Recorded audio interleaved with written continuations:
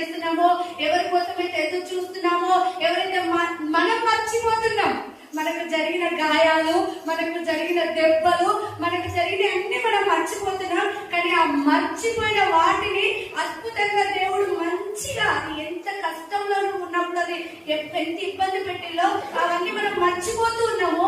అలాంటి వ్యక్తులను మళ్ళీ నీ ముందుకు పెట్టి నువ్వే గ్రేట్, నువ్వే కావాలి అని నిన్ను అన్నప్పుడు నిజంగా అది ఎంత అద్భుతంగా అనిపిస్తుంది. హల్లెలూయా, హల్లెలూయా.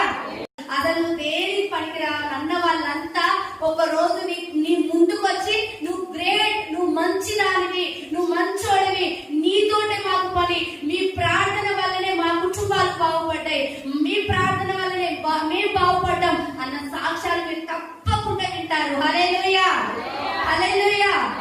దేవుడు అద్భుత రీతిగా నిన్న వాడుకున్నాడు. సేవకుడు అక్కడ ప్రార్థన చేసినప్పుడు అమ్మ లేచి కూర్చొని ఏమంటుందంటే,